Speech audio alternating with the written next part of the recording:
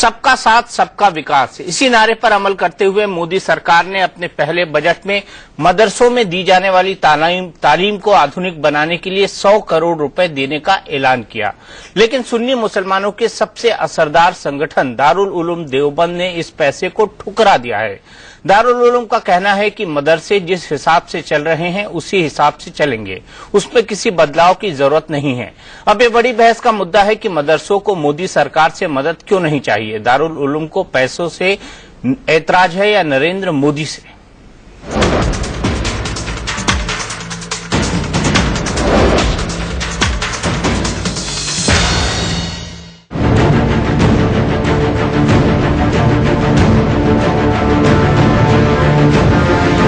Amount of rupees 100 crores for modernization of madrasas has been provided in the Department of School Education.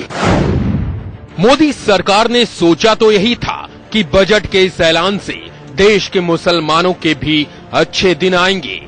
Modi सरकार की नीयत पर शक करने वाले मुस्लिम धर्म गुरुओं को इससे अच्छा संदेश मिलेगा, लेकिन हुआ बिल्कुल उल्टा।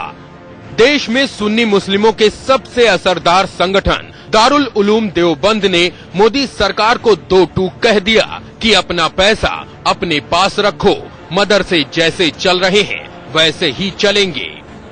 हम ये बात कही जा सकती है कि मदारिस वाकईतन अपनी जिस अंदाज में चल रहे हैं वो सही चल रहे हैं, उनमें छेड़ने की या उसमें किसी किस्म की तब्दीली की कोई गुंजाइश हम महसूस नहीं करते और न ही उनमें कोई इस किस्म की गतिविधियां हैं या मामूलात हैं उनके कि वहां पर किसी मॉडर्नाइजेशन की जरूरत पड़े।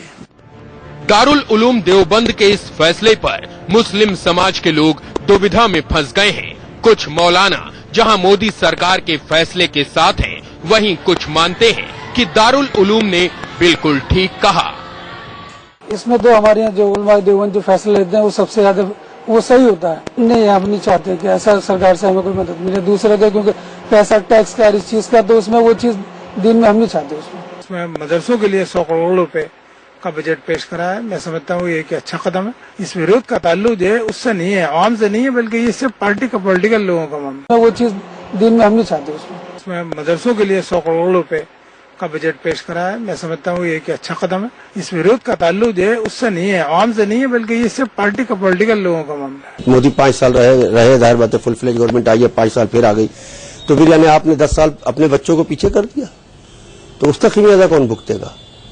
लिहाजा इसके ऊपर कोई सियासत नहीं होना चाहिए। ये एक अच्छा कदम है और इसमें मदारिस को आगे बढ़ने का मौका मिलेगा।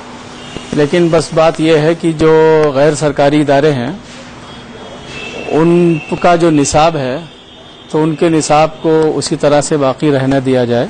हम समझते हैं कि ये अच्छा कदम है और हम लोग इसकी भरपूर सताइश करते हैं और ये उम्मीद करते हैं कि जो रकम मदरसे के लिए दी गई है ये उसी जगह लगे जिसके लिए दी गई है। गवर्नमेंट ने जो मदरसों के लिए जिस बजट का ऐलान किया है, जरूरत तो इस बात की जो मदरसे गाँव में हैं इस बात का फायदा उनको भी पहुंचे। देश में ज्यादातर मदरसे दान और चंदे के सहारे चल रहे हैं, जहां मुस्लिम नौजवानों को दीन और दुनियादारी दोनों तरह की तालीम मिलती है। मोदी सरकार ने राष्ट्रपति के अभिभाषण के जरिए ही मुस्लिम समुदाय को संदेश दे दिया था कि सरकार मदरसों में पढ़ने वाले बच्चों को भी नए जमाने की तालीम देना चाहती है।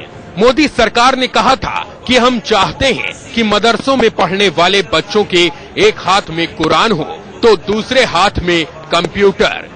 वित्त मंत्री अरुण जेटली ने मदरसों के लिए 100 करोड़ का ऐलान भी इसी नजरिए से किया। सर, एक बहुत महत्वपूर्ण सवाल, देवबंद ने आज कहा है कि जो 100 करोड़ रुपए आपने मदरसे के लिए दिए हैं उन्हें उसकी जरूरत नहीं है, मदरसे जिस हाल में हैं उसी हाल में रहने दिए जाए। देखिए, इस देश को सरकार चलाती है, सरकार की नीति है, हम सबकी सुनते हैं, लेकिन सरकार को जो उपयुक्त लगता है हम वो करते हैं। सदर जमहूरिया प्रणब मुखर्जी ने का मॉडर्नाइजेशन होगा और हमने उसके ऊपर अपनी तशवीश का इजहार किया, लेकिन कल हिंदुस्तान के वजीर आजम नरेंद्र मोदी ने इस बात के लिए कहा कि हिंदुस्तान में चलने वाले मदारिस में किसी किस्म की तब्दीली की जरूरत नहीं है। इन दोनों बयानों में मुतदाद हैं, दोनों बयान मुतदाद हैं। हमारी समझ में नहीं आता कौन से बयान को हम सही माने और कौन से बयान को गलत माने। ऐसा भी नहीं है कि मदरसों को सरकारी पैसा लेने से कोई परहेज है। तमाम राज्य सरकारें मदरसों को ग्रांट देती रही हैं। उत्तर प्रदेश में भी अखिलेश सरकार ने लोकसभा चुनाव से ठीक पहले राज्य के करीब 10,000 मदरसों के लिए 1300 करोड़ का ग्रांट दिया था। मदरसों में कुरान के अलावा अंग्रेजी, गणित, अर्थशास्त्र जैसे विषयों की पढ़ाई भी होती है। फिर दारुल उलूम देवबंद को मोदी सरकार के 100 करोड़ की मदरसा योजना पर ऐतराज क्यों है? मेरठ में रजनीश और लखनऊ में विजय मिश्रा के साथ चंद्रभान, देवबंद, सहारनपुर, इंडिया न्यूज।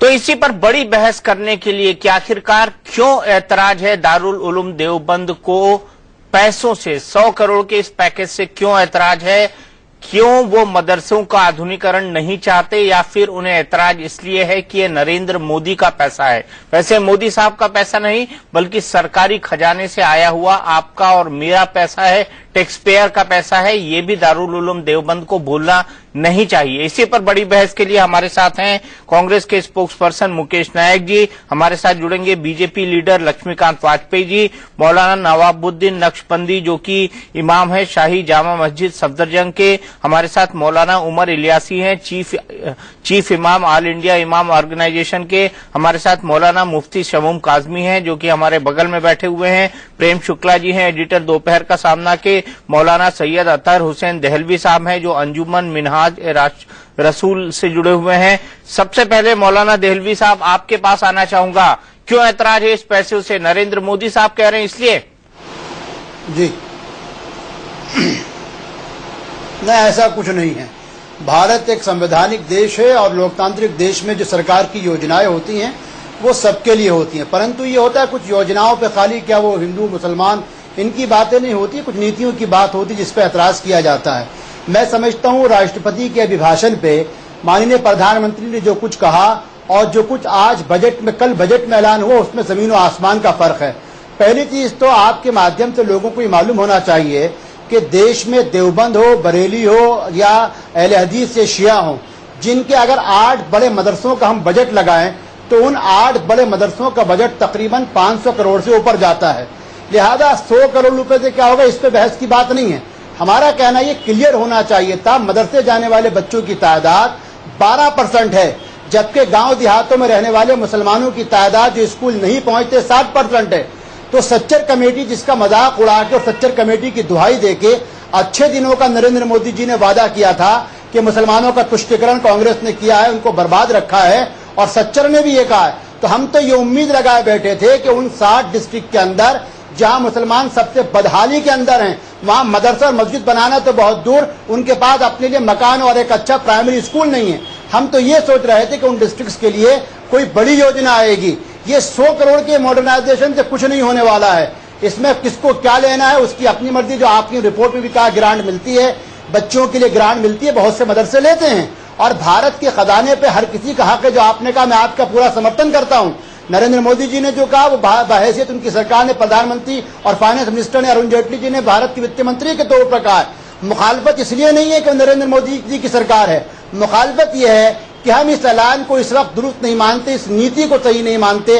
हमारा मानना था कि अकॉर्डिंग टू सच्चर जो 60 डिस्ट्रिक्ट थे आप उसके लिए एक मजबूत लाए अमल लाते। आप IIM की बात कर रहे हैं, IIT की बात कर रहे हैं, लेकिन आप प्राइमरी एजुकेशन 60% से ज्यादा बच्चे मुसलमानों के नहीं, अगर मदरसों को पैसा दे रहे हैं तो इसमें गलत क्या है? दिल्ली साहब चीज की तरफ कोई कदम कर, मदरसों को पैसा दे रहे हैं तो गलत क्या है? वहां भी तो आप प्राइमरी एजुकेशन देते हैं मदरसों में।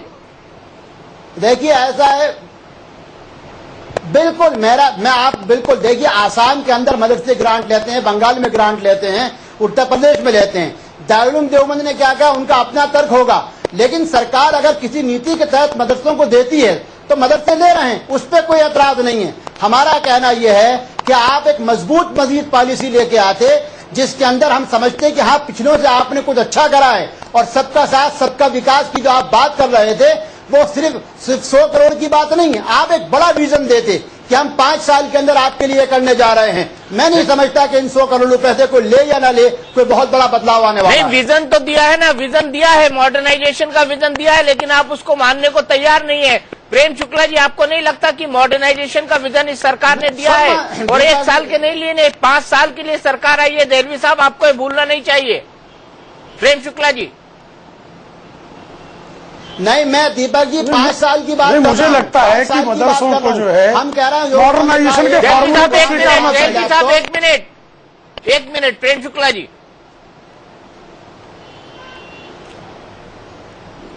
मदरसों को मॉडर्नाइजेशन की बात को स्वीकार करना चाहिए, क्योंकि चर्च द्वारा जो संचालित स्कूल है या जो हमारे मठों द्वारा जो संचालित स्कूल है, वो सारे के सारे लोग जो है वो मॉडर्न एजुकेशन को एक्सेप्ट करते हैं।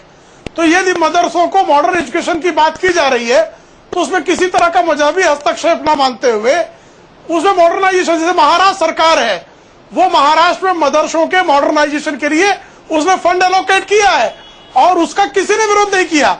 देवबंद दारुल उलूम ने कभी इसका विरोध नहीं किया। लेकिन नरेंद्र मोदी की सरकार यदि 100 करोड़ का प्रावधान कर देती है तो उसका तत्काल आप विरोध इसलिए कर देते हैं ताकि मजहबी गोलबंदी शुरू हो। तो इस तरह की मजहबी गोलबंदी का प्रयास, वो भी दारुल उलूम जैसे एक सम्मानजनक संगठन द्वारा, ये दुर्भाग्यपूर्ण है।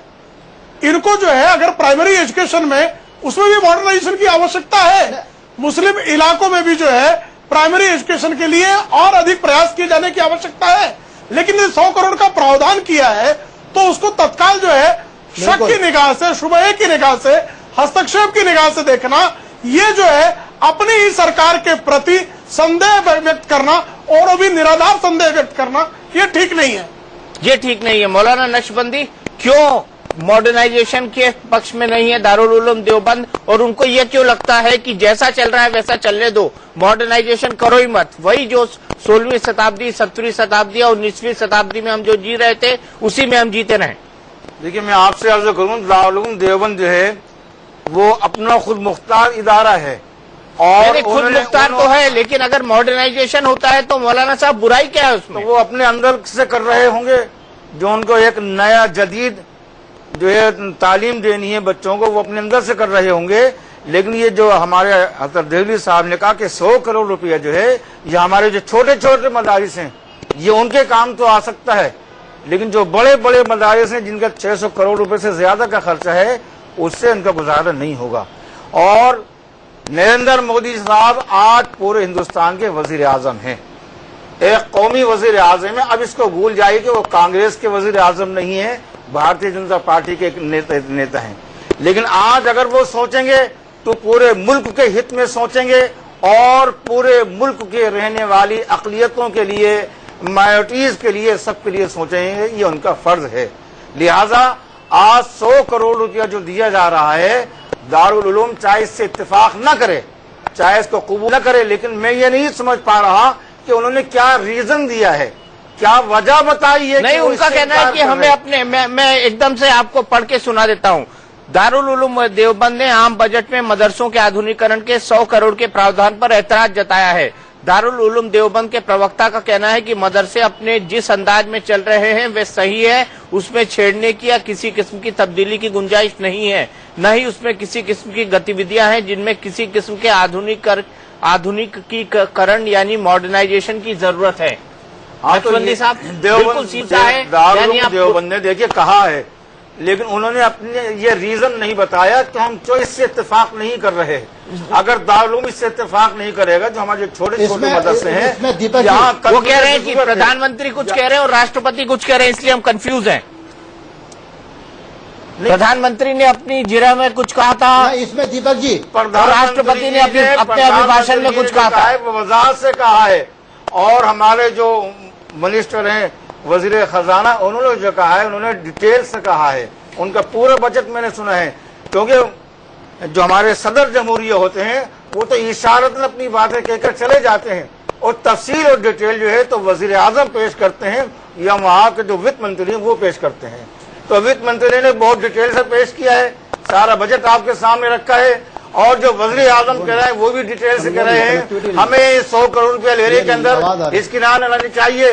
हुकूमत इन 100 करोड़ रुपए लेकर से हमारे कोई मजहबी मदरसों के अंदर कोई मुदाखलत नहीं कर रही, बल्कि वो जो चाह रही है कि इसके अंदर एक जदीद तरीका पैदा हो, हमें उसको वेलकम कहना चाहिए। और आज हमारे बच्चे अगर मदरसों के अंदर कुरान पढ़ते हैं, तफसीर पढ़ते हैं, हदीस पढ़ते हैं, तो वो कंप्यूटर भी देख रहे हैं। आज बहुत सारे मदरसों के अंदर जो है कंप्यूटर दिखाया जा रहा है, और मौलवियत का इम्तिहान देने के बाद में उनको बीए फर्स्ट ईयर के अंदर दाखिला मिल जाता है, इसीलिए कि वो एक अंग्रेजी का पर्चा देते हैं, एक इंग्लिश का पर्चा देते हैं। इसलिए हमारे मदारिस जो है इस नए तालीम के अंदर बहुत ज्यादा आगे बढ़ रहे हैं और इंशाल्लाह आगे बढ़ेंगे। तो फिर ये फंड को इनकार करने की जरूरत क्या थी, इस पर मैं आऊंगा। लेकिन मुकेश नायक जी, आपको लगता है कि 100 करोड़ के इस फंड को दारुल उलूम देवबंद को इनकार नहीं करना चाहिए था? देखिए दीपक जी, आपको मुझे बताते हुए बहुत खुशी हो रही है कि जब मैं मध्य प्रदेश का शिक्षा मंत्री था, उस वक्त हमारी सरकार ने पहली बार पूरे भारत में मदरसा बोर्ड का गठन किया, यानी दीनी शिक्षा के साथ रोजगार उन्मुखी शिक्षा के समन्वय की बात कही, मदरसों के आधुनिकीकरण की बात कही। पूरे भारत में मध्य प्रदेश पहला स्टेट था। देखिए, दीनी शिक्षा के साथ जब तक रोजगार उन्मुखी शिक्षा का समन्वय नहीं होगा, आधुनिकीकरण नहीं होगा, तब तक शिक्षा पूर्ण नहीं होती। दीनी शिक्षा भी जरूरी है, उसके बगैर व्यक्ति में सहिष्णुता, उदारता और प्रेम जागृत नहीं होता, करुणा जागृत नहीं होती। और अगर उसके साथ रोजगार उन्मुखी शिक्षा का समन्वय नहीं होगा तो पढ़ लिख के व्यक्ति अपने पैर पर कैसे खड़ा होगा। दूसरी बात मुझे कहना है कि 100 करोड़ रुपए मदरसों के विकास के लिए बहुत कम है। मुझे लगता है कि उस पर ऐतराज है। गुजरात में एक मूर्ति के लिए 200 करोड़ रुपए दिए जा रहे हैं। मैं बता दूं कि मूर्ति पर मुझे कोई ऐतराज नहीं है, वो लगाएं, लेकिन एक मूर्ति के लिए, प्रतिमा के लिए 200 करोड़ रुपए और पूरे देश के मदरसों के बच्चों की शिक्षा के लिए केवल 100 करोड़ रुपए, ये विकास की प्राथमिकताएं बिल्कुल गलत है और इसमें और ज्यादा सहयोग की, और ज्यादा उदारता की आवश्यकता है। तीसरी बात मैं कहना चाहता हूं दीपक जी, गुजरात में जब नरेंद्र भाई मोदी गुजरात के मुख्यमंत्री थे, केंद्र सरकार से अल्पसंख्यक बच्चों के लिए स्कॉलरशिप, पाठ्य पुस्तकें, हमारी बेटियों के लिए साइकिलों के लिए पैसा जाता था, वो गुजरात सरकार लौटा देती थी, उन बच्चों को नहीं देती थी। ये तो बिल्कुल प्रमाणित बात है। आपके ही टेलीविजन पर अनेक बार डिबेट में हमने इस बात की चर्चा की है। देखिए, केवल 100 करोड़ रुपए से मदरसों का मॉडर्नाइजेशन नहीं होगा, और ज्यादा मदद की आवश्यकता है, और मुझे लगता है कि ऐतराज इसी बात पर है। ऐतराज इसी बात पर है। लक्ष्मीकांत वाजपेयी, 100 करोड़ रुपए से मदरसों का मॉडर्नाइजेशन नहीं होगा, और ज्यादा मदद की आवश्यकता है, और मुझे लगता है कि ऐतराज इसी बात पर है। ऐतराज इसी बात पर है। लक्ष्मीकांत वाजपेयी जी, एक मूर्ति के बनाने के लिए एक बात मैं जोड़ना चाहता हूँ। एक मिनट देलवी साहब, मैं आपके पास आ रहा हूँ, मौलाना देलवी साहब, लेकिन उससे पहले मैं लक्ष्मीकांत वाजपेयी जी के पास जाना चाहूंगा। लक्ष्मीकांत वाजपेयी जी, एक मूर्ति को बनाने के लिए 200 करोड़ रुपए, लेकिन मदरसों के लिए 100 करोड़ रुपए, ये नाइंसाफी नहीं है? कांग्रेस का ये सवाल है।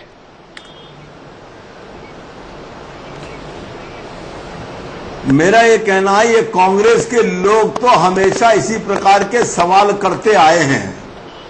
मैं केवल एक बात कहना चाहता हूं कि वो मूर्ति है राष्ट्रीय एकात्मता की, वो मूर्ति है किसानों के प्रति समर्पण की, वो मूर्ति है इस देश में सहकारी क्षेत्र के विकास करने के संकल्प की। वहां उस मूर्ति के क्षेत्र में किसानों के लिए और कोऑपरेटिव सेक्टर में भविष्य के लिए रिसर्च वर्क होगा, और रिसर्च वर्क का लाभ समाज के सभी धर्म, पंथ और वर्गों को मिलेगा, किसी एक धर्म और पंथ को नहीं मिलेगा। सरदार पटेल ने इस देश का एकीकरण किया था। मैं ये बात से सहमत हूं कि मदरसों की संख्या, आवश्यकता को देखते हुए पैसा कम हो सकता है, लेकिन इस आधार पर कि हम उसको लेंगे नहीं, ये मैं आधार उचित नहीं मानता। और मैं तो ये कहना चाहता हूं कि कम पड़ेगा तो सरकार देगी, ये मानकर चलना चाहिए। जितना मिल रहा है उतने से काम शुरू हो, आवश्यकता और सृजित होगी तो और पैसा मिलेगा। कहीं ऐसा तो नहीं है कि इस सब के पीछे ये भावना दिमाग में कहीं हो कि अगर कंप्यूटर शिक्षा प्राप्त करी, एक ओपन दिमाग के नौजवान लड़के लड़कियां तैयार होंगे, मदरसे में दीनी शिक्षा प्राप्त करने के बाद इंटरनेट से जुड़ेंगे, सारे कहना चाहिए ज्ञान के एक अगाध भंडार के समुद्र में गोते लगाएंगे और फिर उसमें से निकल कर आएंगे, तो शायद जो मतलब है उसके लायक न रहकर वो अपनी रोटी के लिए, अपने परिवार की जीविका के लिए ज्यादा प्राथमिकता देंगे। शायद ये कारण है। मेरा ये कहना है कि जो सरकार दे रही है उसका उपयोग हो और आवश्यकता उसकी मांग हो। ये तो एक अच्छी पद्धति थी, नहीं लेंगे मत लो, ये अच्छी पद्धति नहीं है। ये अच्छी पद्धति नहीं है। मौलाना दहलवी जी बड़ा सीधा सवाल है। आधुनिक हो जाएंगे आपके बच्चे, इसीलिए आप कंप्यूटर शिक्षा पर जोर नहीं दे रहे हैं। असल में हमारे लक्ष्मीलाल जी हमारे बड़े जिम्मेदार और बीजेपी के बड़े जिम्मेदार वरिष्ठ नेता हैं, और आखिर में उन्होंने अपनी बात कह के इस बात की पूरी चर्चा पे विराम लगा दिया। लेना है लो, लेना है मत लो। हमारा कहना यह है कि मदरसों में आधुनिकरण, अगर वो फेसबुक देखते हैं और खुद सोशल मीडिया से जुड़े हुए हैं, हमारे सारे मदरसे जो इंटरनेट से जुड़े हुए हैं सब फेसबुक और सोशल नेटवर्किंग पे जुड़े हुए हैं, और मदरसे इतना डेवलप हैं कि भारत का प्रथम राष्ट्रपति राजेंद्र प्रसाद मदरसे से पढ़ के आए थे, भारत का प्रथम शिक्षा मंत्री अबुल कलाम आजाद मदरसे से पढ़ के आया था। इसलिए मदरसों को आप मॉडर्नाइजेशन का पाठ मत पढ़ाइए। हमें पैसा लेने से इनकार नहीं है, हमें वाजपेयी सरकार की स्कीमों पर एतराज नहीं है। आप बात को घुमाइए नहीं। बात सिर्फ इतनी हो रही है कि राष्ट्रपति ने अपने अभिभाषण में जो कुछ कहा और माननीय प्रधानमंत्री ने राष्ट्रपति के अभिभाषण के जवाब देते हुए सदन पटल पे जो कुछ कहा है और जो कुछ कल वित्त मंत्री ने कहा, उसमें इसके अंदर विरोधाभास है। माननीय प्रधानमंत्री ने कहा कि हम चाहते हैं सबका साथ सबका विकास में मुसलमानों के बच्चों के हाथ में एक हाथ में कुरान हो और एक हाथ में लैपटॉप हो। उनकी नियत पे कोई शुबा नहीं है। हमारा कहना यह कि विस्तार के साथ आपको बताना चाहिए था कि ये 100 करोड़ रुपए किस तरीके से खर्च किए जाएंगे। जब आप मॉडर्नाइजेशन की बात करते हैं तो लोगों को लगता है कहीं ऐसा तो नहीं कि आप स्लैब, क्योंकि 3 चीजें हो गई है दीपक जी। राष्ट्रपति का बयान अलग आया, उसके बाद सदन पटल के ऊपर जो है माननीय प्रधानमंत्री ने अलग कहा, और फिर इन्हीं की मंत्री ने कहा था कि मुसलमान अल्पसंख्यक नहीं है। इन विरोधाभासी बातों को लेकर आपने खुद चर्चा की थी। इसलिए वित्त मंत्री को चाहिए कि इसके ऊपर सदन के अंदर पूरे खुलासे के साथ कहें कि भाई 100 करोड़ रुपए अगर कम है हम और देने को तैयार हैं। जैसे प्रेम शुक्ला जी ने कहा, मैं उनका समर्थन करता हूं कि अगर शिशुकुल ले रहे हैं, आरएसएस के चलाए जाने वाले इदारे ले रहे हैं, और मुझको भी लेना है क्योंकि मैं भी इस देश में टैक्स देता हूं, इस देश का नागरिक हूं। दारुल उलूम की अपनी राय हो सकती है, लेकिन मेरा पूरा अधिकार है, मैं मदरसों के लिए पूरी ग्रांट लेने को तैयार हूं। मेरा एतराज सिर्फ इतना है। और लक्ष्मी लाल जी जो आपने कहा लेना है लो, लेना लेना है ना लो, ये प्रधानमंत्री की भाषा नहीं है, ये बीजेपी की भाषा नहीं। आप लोग ही इसके अंदर विरोधाभास पैदा करके मुसलमानों में शक शुबात पैदा कर रहे हैं। देवबंद ने जो कहा देवबंद का मत होगा, पर मैं लेने को तैयार हूं। पर साथ ही वित्त मंत्री से विस्तार के साथ जानना चाहता हूं कि वो किस तरीके की स्कीमों को लाना चाहते हैं। नहीं देलवी साहब मैं आऊंगा, लेकिन लक्ष्मीकांत वाजपेयी जी का पहले जवाब लेता हूं। मेरे पास भी कुछ फैक्ट्स हैं। लक्ष्मीकांत वाजपेयी जी।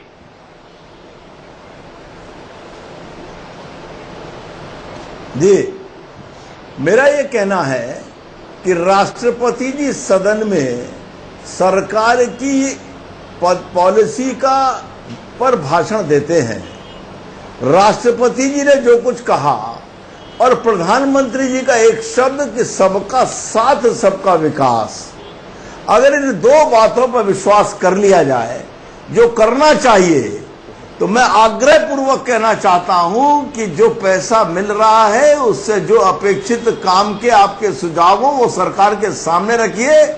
क्योंकि ये भी ठीक नहीं है कि सरकार पैसा भी खर्च कर दे और मदरसे के प्रबंधक ये कहें कि भाई हमको तो इस मद में नहीं चाहिए था, ये उचित नहीं।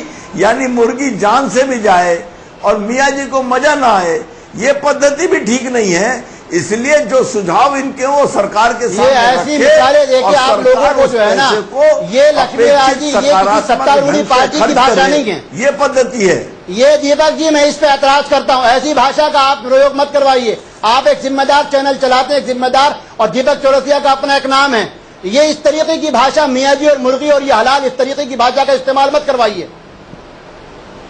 नहीं मैंने मुहावरा कहा है, उन्होंने मुहावरा कहा है सिर्फ। मौलाना दहलवी साहब उन्होंने सिर्फ मुहावरा कहा है।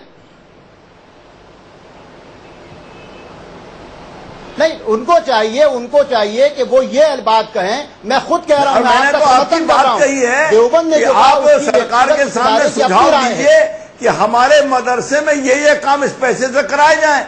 सरकार को उपयुक्त सुझाव मानने चाहिए। 1986 से लक्ष्मीकांत वाजपेयी जी, मौलाना देलवी 1986 से बात हो रही है कि मदरसों का मॉडर्नाइजेशन हो। कमेटी बनाई गई, national monitoring committee for minority education. Modernisation की बात कही गई, उसके बाद राष्ट्रपति ने अपने अभिभाषण में बात कही, उसके बाद भी जमायते इस्लाम और उसके साथ ही साथ जी दारुल उलूम देवबंद दोनों ने टांग अड़ाई कि नहीं मॉडर्नाइजेशन नहीं होना चाहिए। सवाल ये है कि मॉडर्नाइजेशन से इतने डरते क्यों हैं? मुफ्ती साहब, मेरा सवाल आपसे है, क्यों डरते हैं मॉडर्नाइजेशन से? देखिए, जो गवर्नमेंट ने ऐलान किया है वो स्वागत योग्य है, और उसमें थोड़ा जो कंफ्यूज कर रहे हैं लोग, दारुल उलूम देवबंद का जो मतलब है मैं नहीं समझ पा रहा हूं कि वहां का जो प्रवक्ता है वो उसकी वजाहत उन्होंने क्यों नहीं की। वो ये कहते कि भाई उन्हें फंड नहीं चाहिए, अन्य मदारिस जो चल रहे हैं, जो ग्रांट से चल रहे हैं और सरकार उन्हें ग्रांट दे रही है और सरकार अपना फर्ज समझ रही है कि उन बच्चों को भी वो मुख्य धारा से जोड़ना चाहती है जो मदरसों में पढ़ रहे हैं, तो उसका स्वागत होना चाहिए और उसमें कोई कंफ्यूजन नहीं है। नवाब साहब ने भी ये बात कही है और वाजपेयी जी ने जो बात कही है वो उनका जो मकसद है वो ये है कि आप इसका सही इस्तेमाल करिए, और अगर पैसे की जरूरत और पड़ती है तो यकीनी तौर से देश बहुत बड़ा है, लाखों मदरसे चल रहे हैं, जितने ग्रांट पे उस पे मदरसे आएंगे उनके हिसाब से उन्हें पैसा दिया जाएगा। और मदारिस के अंदर तो राष्ट्रवादिता की तालीम दी ही जाती है। जैसे अभी मेरे दोस्त ने कहा कि डॉक्टर राजेंद्र प्रसाद मदरसे से ही पढ़े हुए थे, तो ये एक बहुत अच्छी बात निकल करके आती है। तो इसको अगर सरकार आगे बढ़ा रही है और नरेंद्र मोदी जी उसे आगे बढ़ाना चाहते हैं, और उन्होंने ये बात कही थी कि मैं मुसलमानों के बच्चों के हाथों में एक हाथ में कंप्यूटर और एक हाथ में कुरान देखना चाहता हूं, तो वो तो एक ऐसी बात है कि जिसे सर सैयद ने भी ये बात कही थी, तो मुसलमानों को इस पे खुश होना चाहिए। और मैं ये बात कहना चाहता हूं कि मदरसों के अंदर जो दीनी तालीम दी जाती है उसके साथ साथ अगर दुनियावी तालीम भी दी जाए कोई गुनाह नहीं है, और वो दी जाती है। हमने खुद मदरसों से पढ़ा है और मदरसे में रहकर के हमने दीनी तालीम के साथ दुनियावी तालीम भी हासिल की है। ऐसा नहीं है कि नहीं है, बस सिर्फ इतना है कि गवर्नमेंट ये चाहती है कि भाई सबका साथ सबका विकास, यही तो मंशा है गवर्नमेंट का, और उसका स्वागत होना चाहिए। और मैं ये समझता हूं कि हिंदुस्तान का मुसलमान उसकी मुखालफत नहीं कर रहा है, वो मुख्य धारा में आना चाहता है। तो फिर दारुल उलूम देवबंद क्यों कह रहा है बताइए ना मुझे, इसका एक लॉजिक दीजिए। इस वक्त दारुल उलूम देवबंद का कोई नुमाइंदा यहाँ मौजूद नहीं है। मैं ये समझता हूं कि दारुल उलूम देवबंद ने जो ये बयान दिया है, उन्हें ये कहना था, शायद ये कहना था कि भाई हम ग्रांट नहीं ले सकते, क्योंकि दारुल उलूम के उसूलों के अंदर ये दाखिल है कि हम कोई सरकारी ग्रांट नहीं लेंगे। दारुल उलूम देवबंद, जो दारुल उलूम देवबंद की बात मैं कर रहा हूं क्योंकि हमने वहां से पढ़ा है, तो उन्हें यही कहना चाहिए था कि हम कोई ग्रांट नहीं ले रहे हैं। उन्हें ये नहीं कहना चाहिए था कि सारे तो एक तराजू में सबको तौल दिया जनाब। उत्तर प्रदेश में देवबंद उत्तर प्रदेश में है, देवबंद उत्तर प्रदेश में है, और उत्तर प्रदेश में उन्होंने 1300 करोड़ की जो ग्रांट थी वो ली थी ना अखिलेश सरकार से, सारे मदरसों में जा रही है। नहीं, उन्होंने अखिलेश सरकार से ले सकते हैं, मोदी सरकार से नहीं लेंगे। क्यों नहीं, ये तो बात ही नहीं होनी चाहिए। और दारुल उलूम देवबंद की तरफ से अगर ये बात आई है तो मैं ये समझूंगा अखिलेश सरकार से लेंगे लेकिन नरेंद्र मोदी से नहीं लेंगे। दारुल उलूम को इसकी वजाहत करनी चाहिए। बहुत अखिलेश सरकार से लेंगे लेकिन नरेंद्र मोदी से नहीं लेंगे। अगर दारुल उलूम नहीं ले रहा तो इसको आप बहस का मौजू न बनाए। और जो हमारे छोटे मदरसे हैं, हो सकता है कि दारुल उलूम जो हो वो ये समझता हो कि 100 करोड़ रुपए हमारे मदरसे के लिए नाकाफी हैं। इसके अलावा जो छोटे छोटे मदरसे हैं आप उन पर तवज्जो दीजिए। आपके दारुल उलूम के अंदर अगर 5000 कंप्यूटर लगते हैं तो छोटे मदरसों के अंदर 2 कंप्यूटर से 5000 बच्चे पढ़ सकते हैं। इसलिए जो छोटे मदरसे हैं उस पर मैं वही तो कह रहा हूँ, वो कामयाब होंगे। आप इस बहस में न जाए कि दारुल उलूम ने इनकार कर दिया तो सारे मदरसे इनकार कर देंगे, ऐसा नहीं है। 2009 के अंदर कपिल सिब्बल ने भी ये भरपूर कोशिश की थी कि इन छोटे मदरसों का मॉडर्नाइजेशन हो जाए, लेकिन नहीं होने दिया गया। और मुस्लिम नेताओं की तरफ से नहीं होने दिया गया, मुस्लिम धर्मगुरुओं की तरफ से नहीं होने दिया गया। हाँ, तो वहां पे कंफ्यूजन था कि ये बहुत दुर्भाग्यपूर्ण है। मॉडर्नाइज, ये जदीदियत के एतबार से हमारे मदारिस के अंदर मुदाखलत कर लेंगे, और जब ये मुदाखलत कर लेंगे तो इनका एक आदमी हमारे मदरसे के अंदर रहेगा। हाँ भाई, फला मौलवी ने कितने घंटे पढ़ाया है, इसने हदीस कितने घंटे पढ़ाई है। इस तरह वो रफ्ता रफ्ता जो है हमारे मदारिस के अंदर सरकारी जो है तो दखल अंदाजी शुरू हो जाएगी। हमारे उस वक्त के जो मिनिस्टर थे कपिल साहब, ये वजाहत नहीं कर सके कि अगर हम मदरसों को जदीद बना रहे हैं तो इसका मतलब ये नहीं कि सरकार उसमें मुदाखलत कर लेगी, नहीं, बल्कि सरकार तो उसमें मददगार साबित होगी मदरसों को जदीद बनाने के लिए। ये वजाहत नहीं कर सके थे, इसीलिए जो हमारा ये बोर्ड बनाने की कोशिश हुई और दूसरी चीजें पास आई, इसको मुसलमानों ने कबूल नहीं किया था। आज जहाँ सिर्फ 100 करोड़ की बात है, आज जहाँ सिर्फ 100 करोड़ की बात है कि इस 100 करोड़ रुपए के जरिए से हमारे मदारिस को जो है एक जदीदियत तरीके से कौमी धारे में आना चाहिए और उनको जहां वो अरबी और फारसी पढ़ाते हैं वहाँ इसके साथ साथ उनको अंग्रेजी और हिंदी पढ़ानी चाहिए। यही बात तो कपिल सिब्बल और बाकी लोग कह रहे हैं। नक्शबंदी जी आप समझ ही नहीं पा रहे। प्रेम शुक्ला जी यही बात तो सब लोग कह रहे हैं, यही बात नरेंद्र मोदी कह रहे हैं। सरकार एक हाथ में कुरान होनी चाहिए। मौलाना उमर इलियासी साहब मैं आपके पास आता हूँ, उससे पहले प्रेम शुक्ला साहब के पास चलूंगा। यही बात तो आप लोग समझ नहीं पा रहे हैं कि एक हाथ में कुरान और दूसरे हाथ में लैपटॉप। आईएएस अफसर बन रहा है, कैसे बन गया वो आईएएस अफसर? ये तो कितने आईएएस अफसर बन रहे हैं ये तो बताइए। एक तो बना, एक बनाना, हाँ एक बना, कितने पॉपुलेशन में एक बना,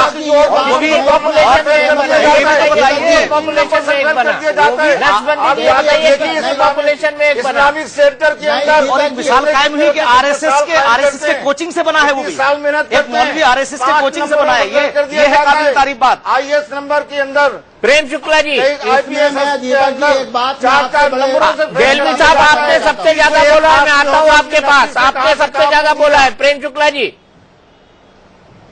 चलिए जी।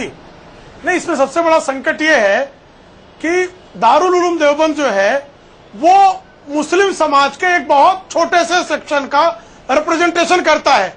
सिर्फ देवबंदी मुसलमान जो सऊदी अरेबिया और खाड़ी देशों से बड़े पैमाने पर फंड पाते हैं, उनका संगठन जो है दारुल उलूम देवबंद है, अमीर मुसलमानों का संगठन है। अब वो चाहता है कि जो गरीब सुन्नी मुसलमान है, जो शिया मुसलमान है, जो बड़े पैमाने पर और जो इदारे हैं, उन इदारों को जो है इस तरह से मदद सरकारी ना मिलने पाए। ये जो बड़ा मोटा व्यक्ति बैठा है वो गरीबों को कुछ लेने नहीं देना चाहता, तो मुझे लगता है विरोध करके वो एक तरह का जो फितना फैला रहे हैं। तो दारुल उलूम देवबंद को यदि फंड नहीं चाहिए तो वो मत ले, लेकिन दूसरों के लिए इस तरह की खबरबाजी न जारी करे और दूसरों को भ्रमित मत कहिए। नहीं, इल्जाम नहीं लगा रहा हूँ मैं। दारुल उलूम देवबंद को जो फंड मिलता है आप क्यों नहीं के बारे में मालूम नहीं है, आप दारुल उलूम देवबंद के बारे में जानते नहीं है शुक्ला जी। मुझे पता है, इसलिए आप बहुत जिम्मेदार है, मिलता है ऐसी बात कहेंगे तो हम लोगों में क्या करोगे? बाकी जो संगठन है नहीं उनको शुक्ला जी मुझे पता है, इसलिए आप बहुत जिम्मेदार है, पत्रकार मिलता है ऐसी बात कहेंगे तो हम लोगों में क्या करोगे? बाकी जो संगठन है नहीं उनको इस तरह नहीं, आपको मालूम होना चाहिए सऊदी अरब और खाड़ी देशों में नहीं मिलता। आप गलत कह रहे हैं।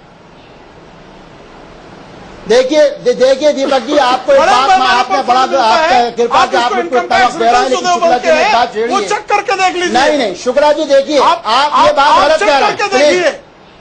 ऐसा कहीं नहीं, अगर भारत में कोई साबित कर दे कि दारुल देवबंद समेत किसी भी भारतीय इदारे को बाहर से चल रहा है, हम उस इदारे को सबसे पहले जाके उस पर ताला लगाएंगे।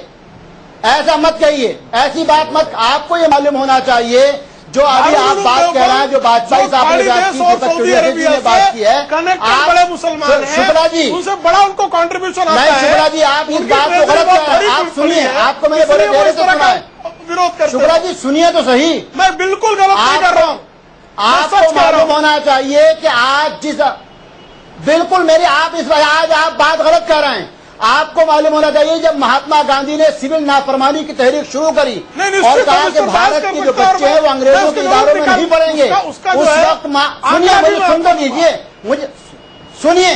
महात्मा गांधी ने जब ये बात करी तो दारुल उलूम देवबंद था जिसने दिल्ली के अंदर सबसे पहले जामा मिलिया इस्लामिया की बुनियाद रखी और मदरसों को मॉडर्नाइजेशन की तरफ लेकर चले। और उस जामा मिलिया की बुनियाद रखने वाला कोई मुसलमान नहीं था, बल्कि महात्मा गांधी से उसकी बुनियाद रखवाई। और अगर भारत में कोई साबित कर दे कि दारुल उलूम देवबंद को खाड़ी से पैसा मिलता है हम उसी दिन उस इदारे पर जाके हम इसराइल की एजेंसियों और मोसाद से पैसा लेने वाले नहीं हैं। हम भारत के लोग हैं, भारत के मुसलमानों के हम प्रेम शुक्ला और दीपक चौरसिया के 4 आने और 8 आने से अपने मदद से चला सकते हैं। हम खाड़ी के पेट्रोल और सोने के इदारे नहीं चलाते, हम इजराइल की एजेंसियों को नहीं देखते। जिस दिन ये साबित हो जाए कि हमारे इदारों ने खाड़ी से पैसा लिया है, हम इदारों पे खुद ताला लगा देंगे। हम आपके पैसे से चला सकते हैं, दीपक चौरसिया के पैसे से चला सकते हैं, लेकिन हम बाहर का पैसा लाए, ये गंदा इल्जाम आप हम पे मत लगाइए। के साथ कहता हूं कि उसको बड़े पैमाने पर आप अपने वापस दीजिए, आप एक वरिष्ठ पत्रकार हैं, आप एक वरिष्ठ पत्रकार हैं, आप ऐसी बात मत कहिए। मौलाना उमर इलियासी, क्या दारुल उलूम देवबंद को खाड़ी देशों से पैसा आता है? मैं जिम्मेदारी से कह रहा हूँ, इनकी सबकी आवाज नहीं रुकेगी, बिल्कुल नहीं आता, ये बिल्कुल निर्धारित। अगर जिस तरीके से डेलवी जी, 1 मिनट, इलियासी साहब को मौका नहीं मिला अभी तक। बहुत सी एजेंसी ने इल्जाम लगा।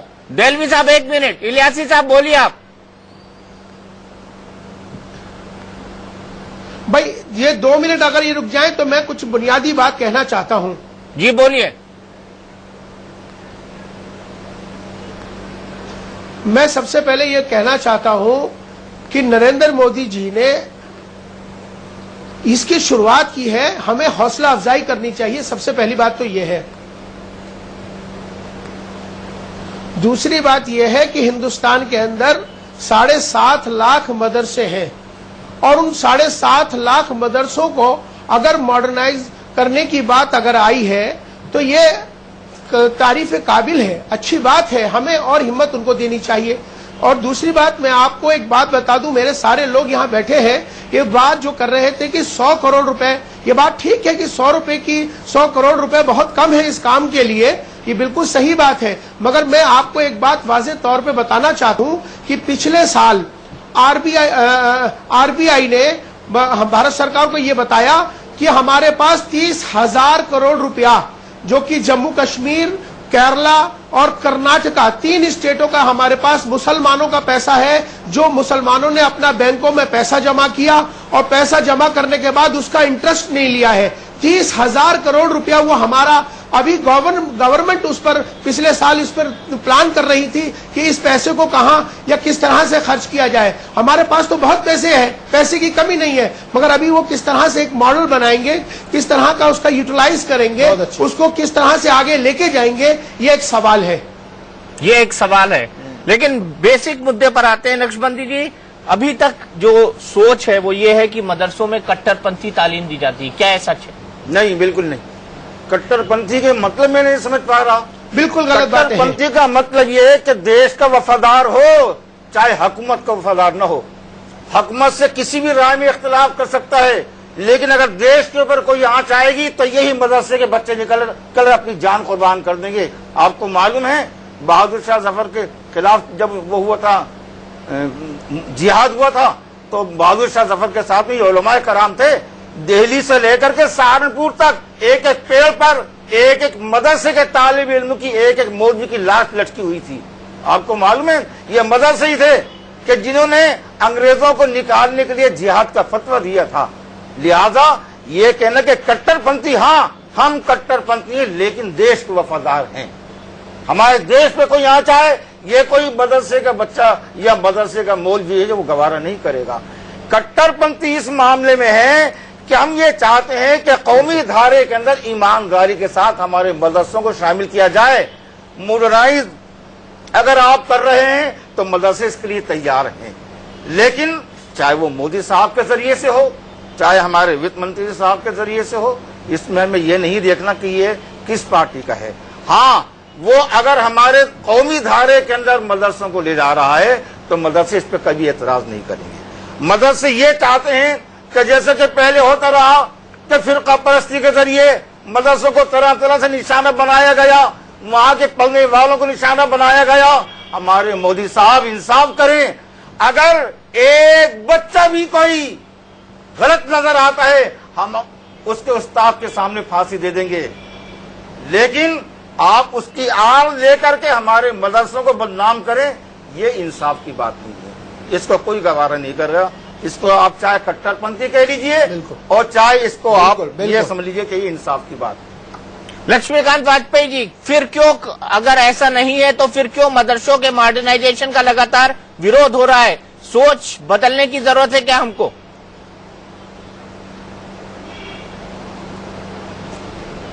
निश्चित तौर पर चाहे मुसलमानों के बच्चे हो, उनका भविष्य देखते हुए इस घोर आर्थिक युग में उनको आधुनिक शिक्षा के माध्यम से आगे बढ़ने का अवसर देना न्याय संगत है उनके साथ और उनके भविष्य के साथ। दारुल उलूम ले या न ले, लेकिन उसको इस प्रकार की बात कहकर एक अच्छे प्रयास के प्रारंभ में अनावश्यक विवाद नहीं खड़ा करना चाहिए था, ये मेरा मत है। मेरा ये कहना है कि दारुल उलूम अब तो फतवा जारी करने पर भी सुप्रीम कोर्ट ने प्रतिबंध लगा दिया है, तो कम से कम एक अच्छे प्रयास को थोड़ा सा बैक ना करते तो विरोध भी नहीं करना चाहिए था। ये बच्चे, इनका क्या दुर्भाग्य है नहीं था कि ये स्कूटर की मिस्त्री या खराद की दुकान पर काम करेंगे। ये पढ़ लिख कर, जैसा मोदी जी कहते हैं कि एक हाथ में कुरान और एक हाथ में लैपटॉप लेकर भारत के भविष्य के निर्माण में सहयोगी बन सकते हैं, बनते हैं और तेजी से रक्षे होकर बने। इसमें आपत्ति नहीं करनी चाहिए। सरकार की नीयत अच्छी है, उसमें आवश्यक सुझाव दें, सरकार सही सुझाव को माने, लेकिन अगर फतवा जारी करेंगे और विरोध करेंगे तो ये न्याय नहीं है उन बच्चों के साथ जिनका सुनहरा भविष्य बनाने की जिम्मेदारी समाज की और सरकार की है। उन्होंने अपनी एक राय दी है, कोई ये राय नहीं, ये राय नहीं है, ये रिफ्यूजल है। नहीं, ये मनाही है, ये साफ साफ मनाही है। मनाही अपनी राय की है, सारे मदरसों के लिए मनाही नहीं की। हम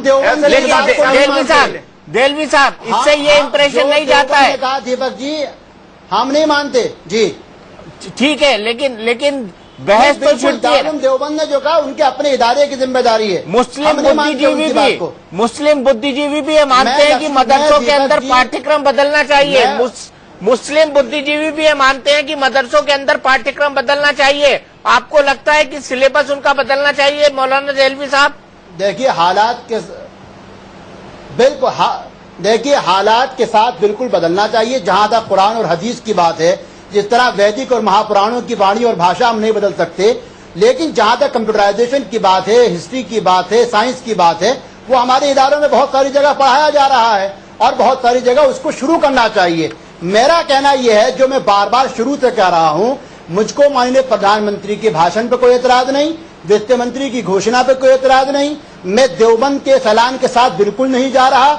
मैं आपके माध्यम से और जो इस वक्त बीजेपी और उनके अलायंस शिवसेना यहाँ बैठी है, इन दोनों के माध्यम से भारत सरकार, जो हमारे नवाबुद्दीन नक्शबंदी जी ने कहा कि आज की तारीख में नरेंद्र मोदी भारत के प्रधानमंत्री, मेरे भी प्रधानमंत्री हैं, मैं उनसे कह रहा हूं कि आप मदरसों के साथ साथ जहां जाने वाले बच्चों की तादाद सिर्फ 12% है, आप उन डिस्ट्रिक्ट में जहां हमारे इलाकों में, जिस इलाके में मैं रहता हूं, थाने और चौकियां और बीट तो बहुत ज्यादा हैं, पर दीपक जी मेरे इदारे में 60 सालों और 67 सालों में स्कूल नहीं खोले गए हैं। कम से कम सबका साथ सबका विकास करके आप स्कूल खोलिए, आप मेरी बच्चों के लिए तालीम लाइए, आप मुझको IIM और IIT के साथ जोड़िए, तो मुझको लगेगा कि आप मदरसों के साथ साथ सबके विकास में मुझको लेके चलना चाहते हैं। मैं फिर कहता हूँ, लेकिन आप मदरसों के मॉडर्नाइजेशन के लिए पैसा तो चाहते नहीं है, देश के द्वारा है, लेकिन आप मदरसों का मॉडर्नाइजेशन तो चाहते नहीं है। चलिए आप पैसा चाहते हैं, लेकिन मॉडर्नाइजेशन नहीं चाहते। हर बार टांग अड़ाते हैं। 1986 से लेकर आज तक आपने मॉडर्नाइजेशन होने ही नहीं दिया है। ना कोई नहीं, बिल्कुल नहीं।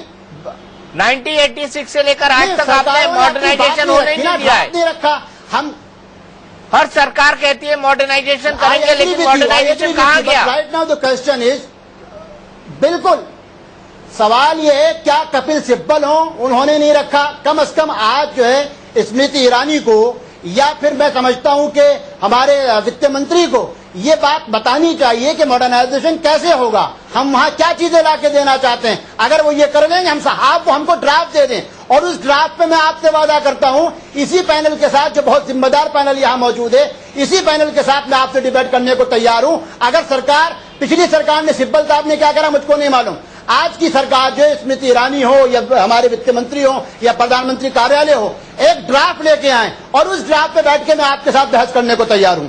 क्या प्रेम शुक्ला जी, मुस्लिम समुदाय अपने पिछड़ेपन के लिए खुद ही जिम्मेदार है?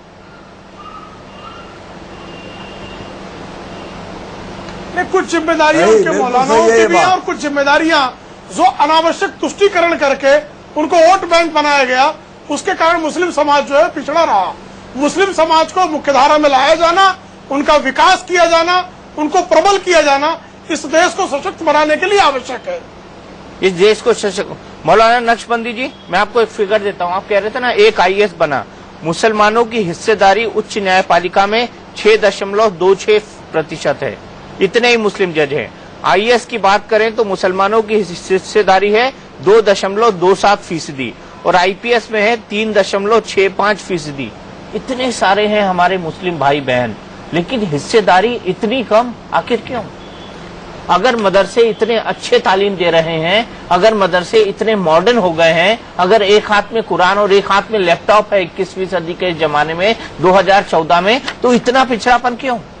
देखिए चीज दीपक चौरसिया जी, आदमी रफ्ता रफ्ता आगे बढ़ता है और कहीं कहीं तरह तरह की उसकी रुकावटें भी आती हैं।